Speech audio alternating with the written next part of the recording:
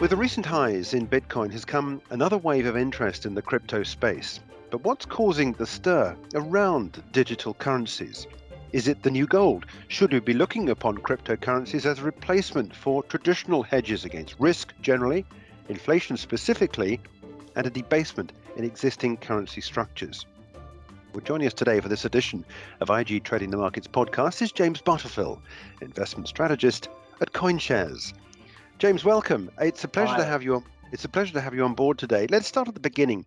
Why digital currencies? What is it that's brought this idea about in the first place? It's actually a concept that's been around for around 25 years and has not really worked. There were a couple of digital currencies created in the late 1990s, but didn't really get any kind of traction. And I think what was where Satoshi Nakamoto, the creator of Bitcoin, was successful was partly in his he she or they we don't know quite who in their timing. And it came in the middle of a financial crisis. It also came at a time when the internet has was becoming very prolific, and I think the combination of those are very sort of rigid. The Bitcoin is very much defined, or it requires a world network, and that's what you get with the internet. And I think that timing is why uh, Bitcoin in particular was so successful. Also, I think underlying Bitcoin is a very credible um, asset that is now becoming, that has a fixed supply, and particularly with loose monetary policy now and since the financial crisis, that is becoming more and more appealing for investors. Okay, we'll examine more about that in just a minute. But I also want to talk about you because you come from a traditional investment banking, investment research type background. What brought you to the cryptocurrency space, and what is the connection between the two areas? Yeah, I think initially, I mean, having been in large investment banks, you experience extremes of bureaucracy. I think a lot of these banks over the last 2 decades have essentially merged with each other, created computer systems that don't really talk very well to each other, have large compliance departments that are very afraid of really sort of, I think, pushing the boundaries in terms of what can be done from a finance perspective. And that's, I think, been frustrating for me. 4 years ago, when I was at ETF Securities and head of research and investments there, I started to get a lot of questions from clients saying, look, you were the first guys to create a gold exchange traded product. What about a Bitcoin one? And then I started looking into it really seriously at that point. I even started mining it myself to really understand it. And and I think Bitcoin is something that really came into the public consciousness in 2017, but a lot of people were saying, I don't really understand it. And over time, me included, I've began to understand it much, much better. And that's what we're seeing now. Investors coming to us saying, I want to understand it more, or and it now I want to invest. And for me, I think the more I learned about it, the more I realized this was this was something really compelling and something I wanted to be involved in. Mm. You would use the word investment there in to invest in. I mean, this to me, as someone that's written and broadcast about this space over the years, means to me something that people want to have long term. With that in mind, of course, we must just make sure we establish the fact that this is a regulated area, isn't it? Like any other investment. Yes, it is, and I think it's right. Well, earlier on, it was a bit like the Wild West. In pre 2017, it was very much something that criminals used. But I think now they've now realised that it's actually not a great place to engage in your criminal activity, because the Bitcoin ledger is a public database that people can query. So what they found is they can quite easily get discovered or caught out. So they've moved to other sort of opaque currencies like Dogecoin. Um, but yes, it is being increasingly regulated, and I think that's important, particularly for investor safety to some extent. I mean, there has been um, some pushback, which I kind of agree with. I think Bitcoin is incredibly volatile, um, but At the moment, I think you should see it as this almost in a way, apart from a store of value, as a growth asset too. If you look at a small cap company, it's people when people invest in small cap companies, it's not something that delivers any earnings. What you're investing in is something that is um, probably highly volatile, has some concept that you believe in, and you believe in the management to deliver that concept. And I think this is where we are now with Bitcoin, and consequently, its volatility is starting to decline as people understand it better, and is now starting to become more of a store of value. If you can keep your head, When all about you are losing theirs, What possibilities might you see? If you can see it, the world is yours to trade and invest. See it, IG it. Let's take a look at the recent rise that we've seen, taking Bitcoin up once again to a new record high. In fact, this is the first time it's reached this sort of heights since it made that initial record high back in December 2017. So it's taken us 3 years to get back up there. As you say, very, very volatile period. And it's been, we've seen weeks when we've seen something like around about 20, 30% either lost or gained in the Bitcoin price. What's driven this latest rise in Bitcoin particularly, but in the crypto space generally? So in 2017, the price rise was very different. It was off the back of 126% 10-day trailing volatility. This time round, it's been more like 40, 50% 10-day trading volatility. So quite different. I think in 2017 as well, it came into the public consciousness for the first time, and people were very euphoric about it. This time round, people really understand it. If you actually look at Bitcoin searches on Google, they shot up in 2017 and then declined, and have not really risen a huge amount since then, except for in authoritarian regimes, but that's another story. But it's becoming incredibly, I think people are really starting to sort of kick the tires of Bitcoin and understand it. And it's this legitimization, I think, and understanding that is driving in investors, or causing investors to flock into Bitcoin investment products. Bitcoin investment products, not other cryptocurrencies? Because we now know that there are so many. I mean, you mentioned Dogecoin, something I haven't really heard too much about, but the more legitimate ones, we've got Ether, Litecoin, Ripple. What should we be looking at here? What are the proper ones, or the ones that are regarded as those that lead the pack?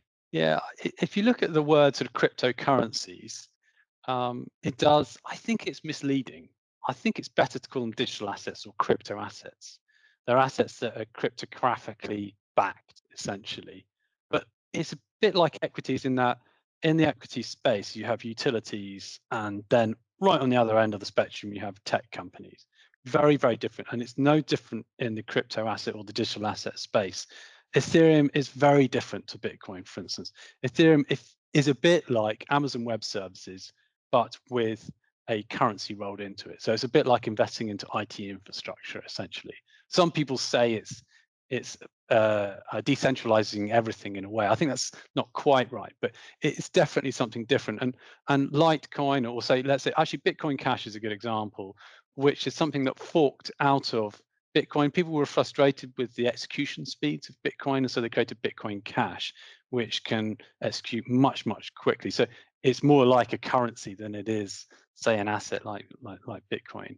But in essence, it hasn't been that popular. And I think if you look at the market caps of Bitcoin and all the others, Bitcoin makes up nearly 3/4 of the market cap of all the other coins put together. And I think you have to look at them individually and understand what they represent. But doesn't this array, and indeed the difference indeed between Bitcoin and Bitcoin Cash, doesn't this dilute down the effectiveness of the entire space? I mean, what's the point of having so many?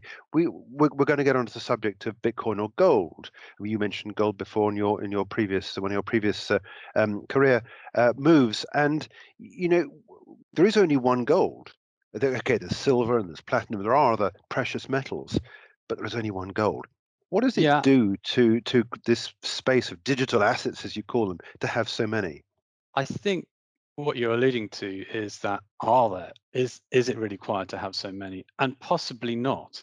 And it's quite likely there'll be quite a high level of attrition of cryptocurrencies in the coming years. Also, I think prices amongst all the assets are very closely correlated in many ways. But as people understand what they represent, I think those prices will diverge from each other. But at the moment, I think people do. The way you represented it there was something as they're all the same, but they're not. They are very different. And I think as people understand them more, then I think people can pick and choose what kind of works for them as an investment. But also, majority of currencies have incredibly low trading turnover. So for most people, it would be difficult to invest without extreme volatility. I've also heard that there has been some suggestion that some central banks around the world issuing their own digital currencies or digital assets based on their own currency. What's the point of this? I don't really get the concept of all this. Again, going back to this analogy or the comparison with gold. Gold is outside of the currency network. It's global. It's appreciated globally. It's priced in one currency, and it's got one that store of value that everybody recognizes. What is the point of going down the idea of having individual currencies represented by a digital asset? Yeah, I think some people believe that central bank digital currencies, or CBDCs, will really threaten Bitcoin. I think they don't, and for the main reason is that they are Bitcoin, and very similar to gold, is a store of value. It's something that's priced in dollars and has a fixed supply. Central bank digital currencies will not be that. They will represent the underlying currency of that country. So if it's British pounds, for instance, then the central bank, the Bank of England, can carry on printing money as and when necessary, and it's the same for the United States dollar. So they'll only be backed by the central bank. So if you're looking for something that's a store of value or has a fixed supply, then central bank digital currencies don't offer that. But I think what's interesting, and the way they do threaten Bitcoin a little bit, is in the idea of making accountancy and settlement processes much more efficient. And that will make the countries that engage in central bank digital currencies more efficient. And I think that's a very good thing. Bitcoin probably represents something quite different now, which is a store of value in essence. I think there are some issues some big hurdles that central banks need to overcome with regards to CBDCs. Primarily is the one that's a threat to the banking sector. Just thinking out loud here, I mean, if you are to create a central bank digital currency, you probably have to create some way of storing those, i.e. wallets, which is what we have in the digital asset world. So if a central bank starts becoming a wallet provider, in a way they're becoming a bank for the individual. Now that will immediately start to threaten all those incumbent banks in each of those countries, and could really destabilize those incumbent banks. So I don't think it's something that can be created overnight without causing a lot of upheaval, like technology has done in many different sectors. Let's pick up on the point that I mentioned at the open about investors wanting to find a way to hedge against the risk. And I think specifically this debasement in existing currency structures. You've written an excellent article I wanted to refer to particularly on coinshares.com, QE dystopia and corporate Bitcoin adoption. There is a big worry, isn't there, here about quantitative easing and the destruction of value that this is bringing to traditional currencies. Do you see digital assets as a really good way to hedge against this, or are there issues about doing that? I would argue it's a modern way, and probably a good way because of its efficiency. And I think the problem, let's say if you're looking for an anchor for your assets because you're worried about the debasement of your native currency. So if you are a business in the United States and you have a treasury department that's looking after a large chunk of reserve assets or cash, you might park it in overnight investment products of some sort. I think the problem comes is your purchasing power slowly gets eroded the more and more on an international level, the more and more your central bank engages in quantitative easing. So gold works in that respect, but actually transferring large volumes of gold is expensive and quite time consuming sometimes. So I think some companies have said, okay, well, an alternative option is Bitcoin. And what's very interesting, I think a lot more companies than we know have bought Bitcoin as a reserve asset, but it is, I think, for many still a sort of in a way, a dirty little secret. But if you look at some companies that have done it, such as MicroStrategy or Square, if you look at their press statements on purchasing Bitcoin, I mean, MicroStrategy's bought $500 million worth. 90% of their treasury assets are now in Bitcoin, and it is this. Their concerns are voiced in that they're worried about central bank debasing their own currencies through quantitative easing. And this is a theme that rings true with many of the investors we're speaking to at the moment. They're worried about that debasement, and a way of combating that, I think, is looking for some sort of asset that has an anchor.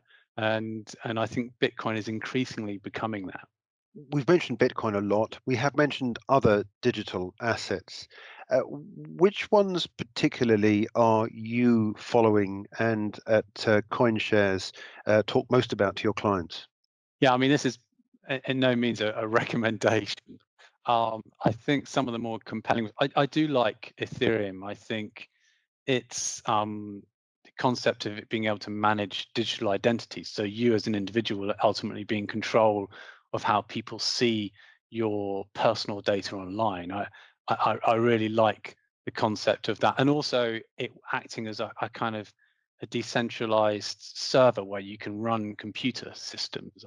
I think Ethereum is very compelling in that respect. It's had its issues, I think, over transitioning what they say is from a proof of work where you mine Ethereum that you created essentially to what they call a proof of stake, where it's much more leaner and meaner, much more efficient system that doesn't use so much processing power. But they look to be really overcoming those problems now with this thing called ETH2, Ethereum 2.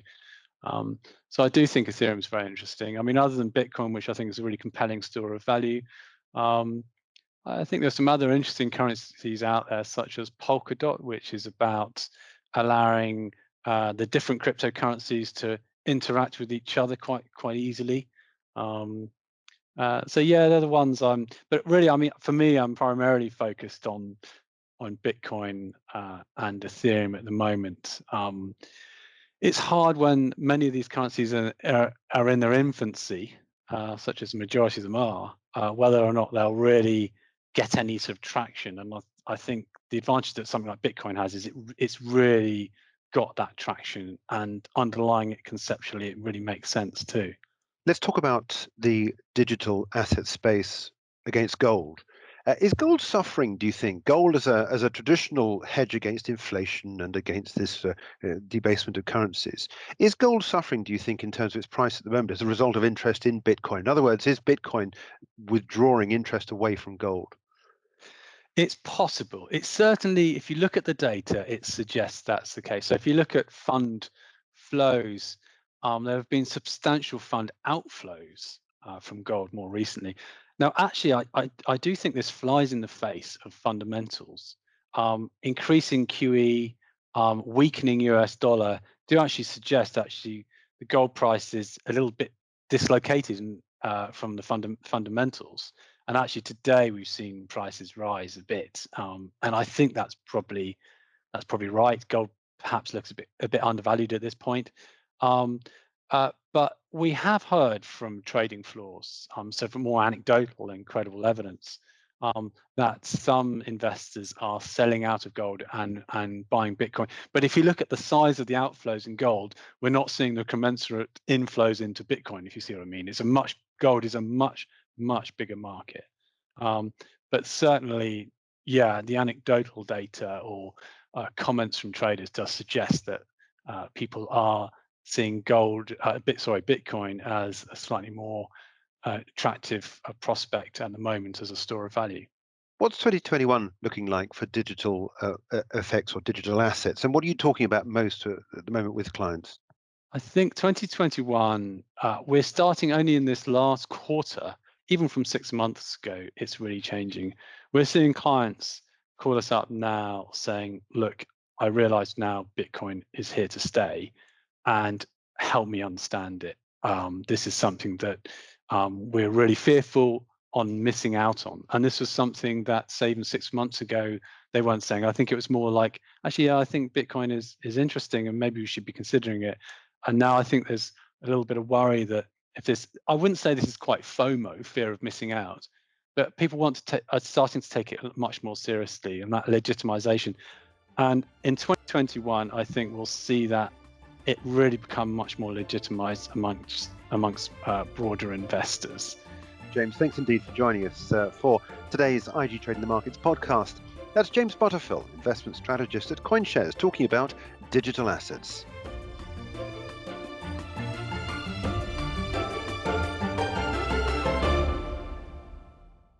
For more videos from us here at IGTV, join us on Twitter at IGTV and subscribe to our YouTube channel.